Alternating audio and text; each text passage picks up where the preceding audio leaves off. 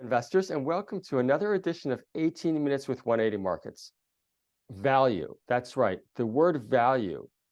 In the markets, as we all know, share prices have come down, in many cases, significantly over the last 6 to 12 months.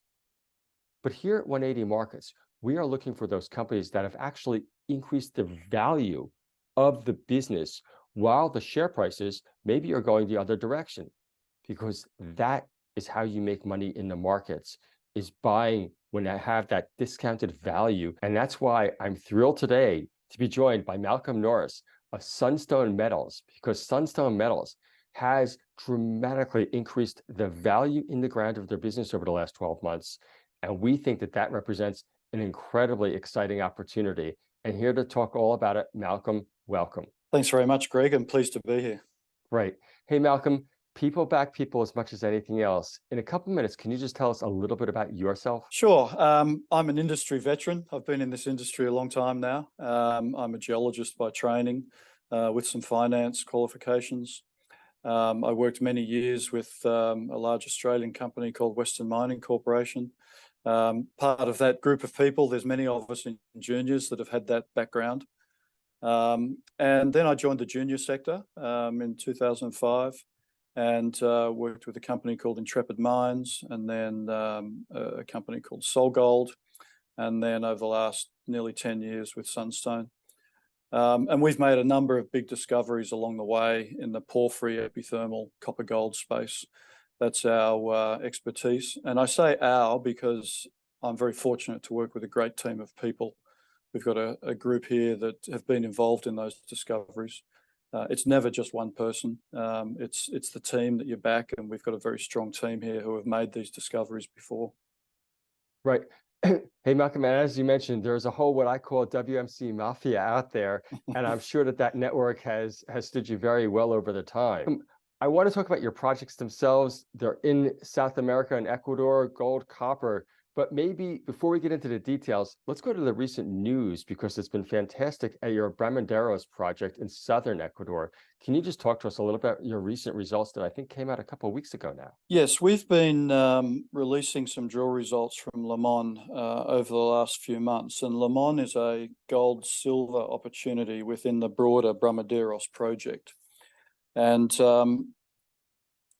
we're drilling at Limon to define some higher grade material that is close to surface. And we'll talk a bit about that later. It's part of the big picture objective we have for Bramaderos. But these recent results, phenomenal. So we released hole 40 the other day, 269 meters, just over a gram gold equivalent. So that's gold plus silver. And within that, there's a series of higher grade domains. Other holes have delivered similar high grade values. And within those broad, well-mineralized intervals that start at surface, we've also got some very high-grade zones. So one hole, for example, intersected 31 meters at 13 grams gold equivalent. So we're very, very encouraged. We've got broad zones of good grade. We've got narrower zones of locally very high grade, mineralization from surface. It's a topographic high, so we expect strip ratio to be very manageable. So this is delivering all that we need it to deliver, and we'll have a series of assays also for release during November for the last few holes from this program. Right.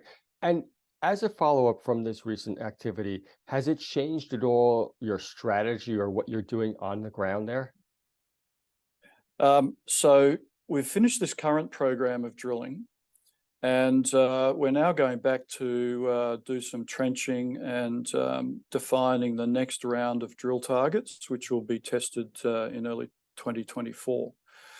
So the strategy at a high level hasn't changed. So just to sort of set the scene, we released a resource on our large porphyry deposit within the Bramaderos project. We released that in December 2022. And that was 2.7 million ounces of gold equivalent. That was gold plus copper plus silver. It was low grade, but again, it was at surface, positive topographic feature. So all those things that allow you to mine large, low grade deposits. But when you look at the economics of developing these things, what you really want is a high-grade front end. And so we reviewed the Brahmaderos project and said, where should we go to give ourselves the lowest technical risk, so the greatest probability of discovering a high-grade area of mineralization at surface? And we identified Limon. We went there, we drilled holes, and we discovered it. So it's a classic example of really setting the scene, going there and delivering. We've absolutely delivered. Definitely. So we did that. So that's the strategy, to find this high grade. But these results are so good that it's now saying to us, well, yes, it's a good high grade front end, but it could be a very, very good standalone operation. So let's just keep in mind that this is a prize in its own right. It's not just a front end to a much larger development. So, we'll know more about that with more drilling results. And we'll provide more information to investors over the next couple of months on how we see Limon evolving. Yeah. And speaking of that, can you explain, and we were talking about this a little bit before offline, about grades and also how it really fits into all sustainable costs? Yes. So grades can be low so long as you are mining at a volume that allows you to manage your costs. So typically these large porphyry deposits have a plant that might be 10 million tonnes per annum. So that compares to your typical WA gold plant that might only be 2 million tonnes per annum. So if you have a larger plant and a greater volume being put through that plant, then you often can drop your cut-off grade. And it's an earth-moving exercise, essentially. And that's particularly good if your mineralization is outcropping and you've got positive topographic features and you've got access to low-cost power and all those things that we have. So that's sort of the premise for the scale. But obviously, with a bigger scale comes a bigger upfront capital, and Right. that's why you need your higher grades up front. And maybe a comparable in WA might be Capricorn Metals that are mining Karlawinda. That's a 0.8 gram per tonne gold ore body. So that's low grade in WA terms. So it's worthwhile looking at that and comparing us to them. But the other key issue with this is these big porphyries often have copper associated with them, and that's the case for both of our large projects. And that copper credit can be used to reduce your all-in sustaining costs. And that's a very, very attractive proposition for the large gold companies. So we're seeing Newmont acquire Newcrest at the moment. A large part of the driver for that was exposure to Newcrest's gold copper ore bodies, large tonnage, low grade gold copper ore bodies. So Cadia and Red Chris in Canada. And then another company that's come out saying they're doing the same thing is Barrick. Barrick have said that 30% of their business is going to be linked to copper. And that allows them to use the copper credit, reduce their all-in sustaining and report a very low all-in sustaining cost. So our projects certainly tick those boxes that the mid-tier and the very large gold companies are looking for. Yeah, and Malcolm, I think that this is a critical point for investors to understand, that it's not just you're saying this, we are seeing evidence in the markets by all those case precedences that you just mentioned there, that the big companies, they are very, very much paying attention. And no doubt also investors, if you see long-term supply demand dynamics within copper itself, there's a huge undersupply, and I'm sure that's contributing as well. Yep, that's exactly the issue. When we're looking at what projects to pursue, and prior to getting involved at Brahmaderos and prior to getting involved in El Palmar in northern Ecuador, we look at the non-technical issues as well. So these projects need to be supported by appropriate infrastructure. We're only 900 to 1100 meters above sea level. We're not in the high Andes. We're very close to good infrastructure, low cost power, all those things. So we do a very broad assessment of opportunities. It's not just the geology, it's other things as well. And these things play into your ability to then have a development that can be successful through the highs and lows of commodity prices. Yeah, and also speaking of that, one of the quote unquote non-technical issues is access to people. We discussed that you are constantly over on site. You are really with the people. Can you just tell us a little bit about the team there? You mentioned even having the right lawyer is critically important. Yeah, we've got a great team. So that team is made up of Ecuadorians, and they cover all facets of our business. So we've got obviously geologists, and we've got project managers, and we've got finance, accounting, HR, environment. We've got people in all those different disciplines, and they do a very, very good job. I try to get to site, as often as I can, and it's always good to be there and just interacting with them and understanding what their challenges are day to day. We're also very, very proud that we'll be releasing our inaugural sustainability report in November. That's a report that we've put together that documents all of the good work we're doing in community and environment and generally social type issues. So investors will be able to assess us on that basis as well, and that'll be available in November. Now, so just to conclude also on Bramaderos, so in 2024, there's going to be more drilling activity early in the first half of the year? Yes, there will be. So we're preparing a series of drill targets now that will continue to be focused on Limon gold-silver opportunity, because we really need to get our head around the scale of that opportunity. We're anticipating releasing an exploration target for Limon before the end of the year, this year, before the end of 2023. And then we'll go on into 2024 to look at whether that can be expanded. We also have some porphyry opportunities that need drill testing in Bramaderos that are outside of our mineral resource estimate area, and they'll be included in the schedule, but they're a second priority to the Limon gold-silver opportunity. This is the one that will really get momentum into the project, and we'll continue to drill it, continue to demonstrate how big it is.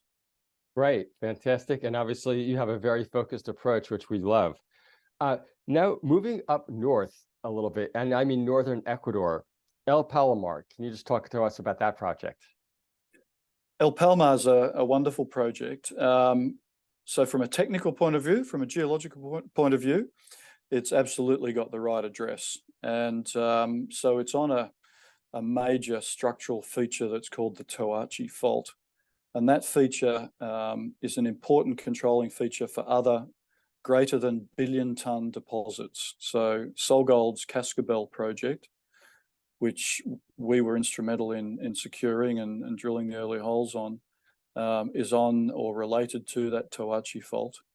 The 1 billion ton Lurimagua deposit, which is a copper moly porphyry, is on that structure.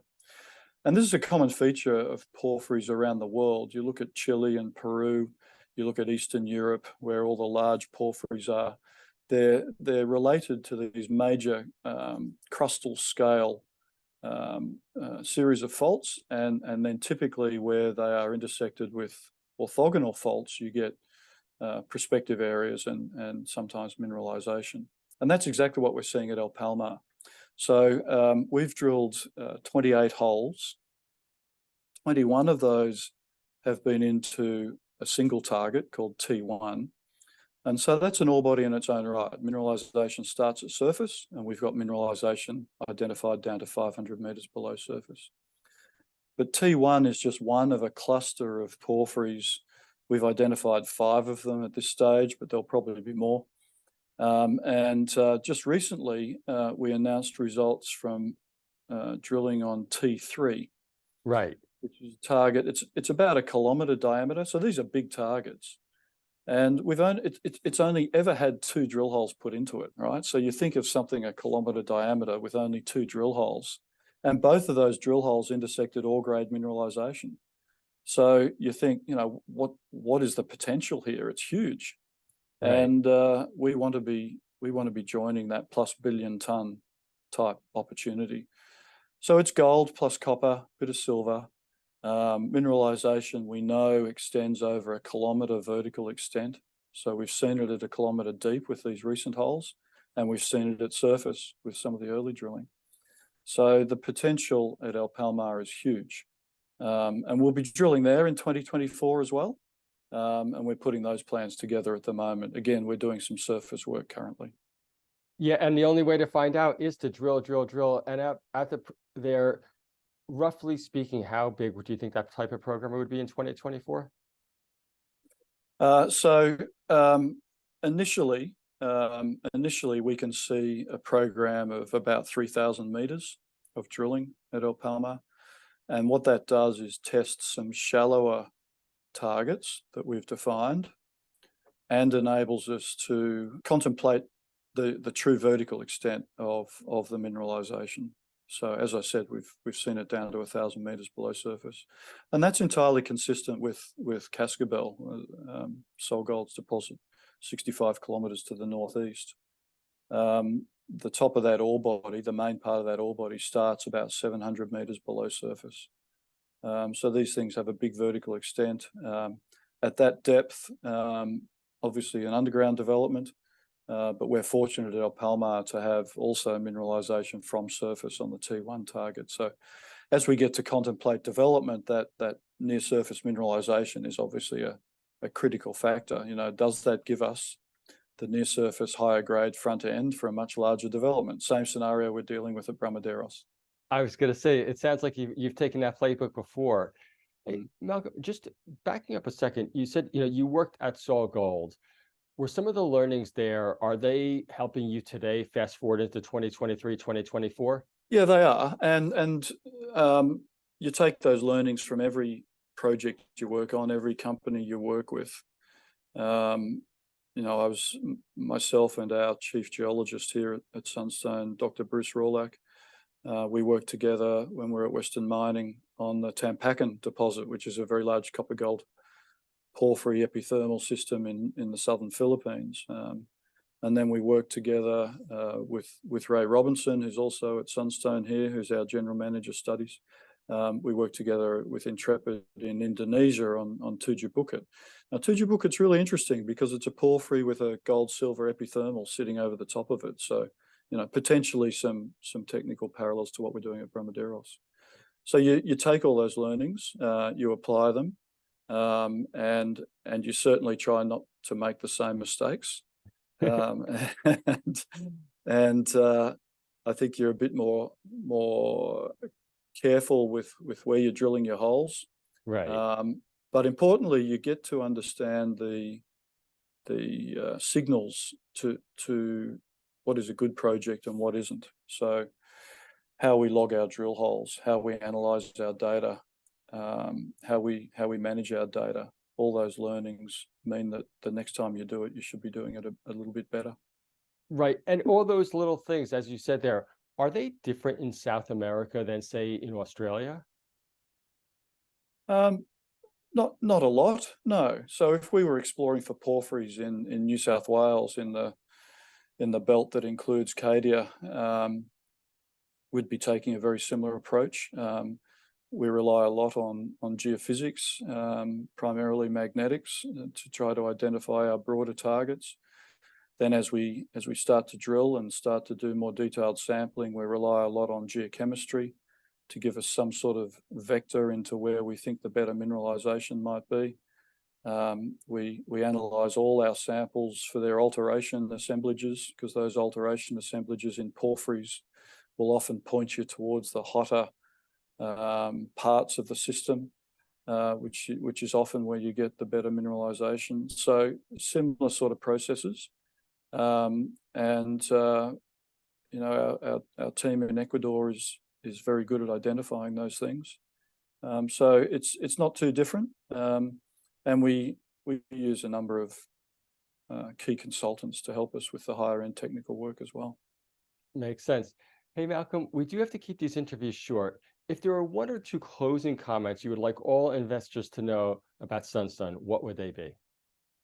Yes, well, as you said right at the outset, we've added value, and yet our market capitalization on the stock exchange has decreased, along with many other gold copper companies.